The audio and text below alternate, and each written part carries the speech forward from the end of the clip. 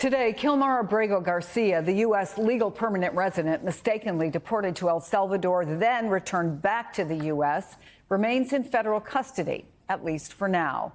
The legal questions, though, over whether he can be released and what comes next are still looming. Joining me now, former federal prosecutor and NBC News, MSNBC legal analyst Paul Butler. So a federal judge said Wednesday there's no reason to keep Garcia detained, but she gave a deadline, Friday, tomorrow, to get for her decision on a formal decision on whether or not he'll be released. What are the pros and cons here that she's looking at? Because it seemed to me, as I'm reading her comments, she feels she has limitations in what she can do. Chris, this crazy case is getting even crazier. So Mr. Abrego Garcia has two federal cases at the same time. The Department of Justice is prosecuting him for human trafficking in Tennessee. At the same time, ICE is trying to deport him to another country.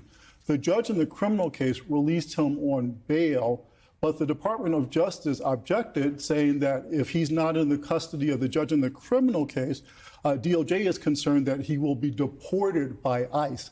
The judge in the criminal case says she doesn't have any jurisdiction over ICE. She can't stop them from deporting him, but she made the common sense statement that since both DOJ and ICE are part of the Trump administration, they should work it out among themselves. But one thing that was talked about was, could he go home and wear an ankle bracelet, right? Monitoring of him.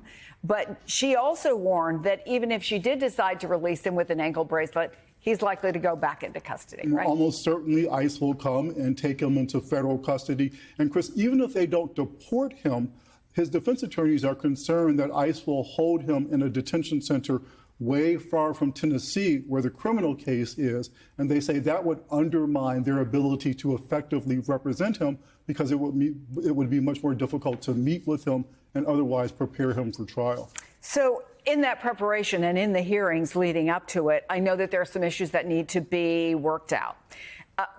A couple of them that really struck me were whether or not he should even be in ICE custody, but allowing his attorneys, wherever he is, to communicate with him.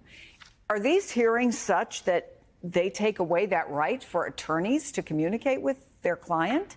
They couldn't take away that right because under the Constitution, Mr. Abrego Garcia has a right when he's being tried in a federal court in the United States for effective assistance of counsel, which means his lawyers have to meet with them.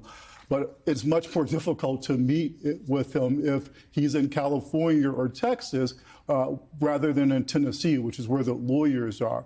And check this out, Chris. Again, Mr. Abrego Garcia is so concerned that he will be deported. And ICE says, well, you know, and the Department of Justice, ICE says, well, we're not sure what we can do. But there are witnesses for the prosecution in the case against Mr. Abrego Garcia who are being held in ICE custody.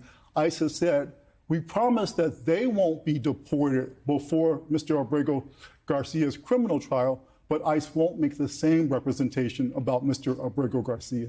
It's hard to follow the bouncing ball, but his lawyers in his Maryland case, as I understand it, have asked the judge to order his return to that state and to prevent him from being removed from the U.S. A virtual hearing on that matter is going to get underway today. What are we expecting there? So again, the judge set really strict conditions on Mr. Abrego Garcia's release. So if he's allowed to go home, he has to wear an ankle bracelet. He can't travel anywhere but to the federal courthouse in Nashville. He's got to get anger management problems, a host of conditions.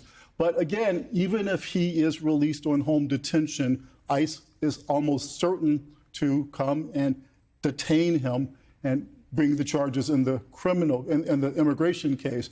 And ICE has already moved that he is in the United States illegally. The issue is what country should he go to?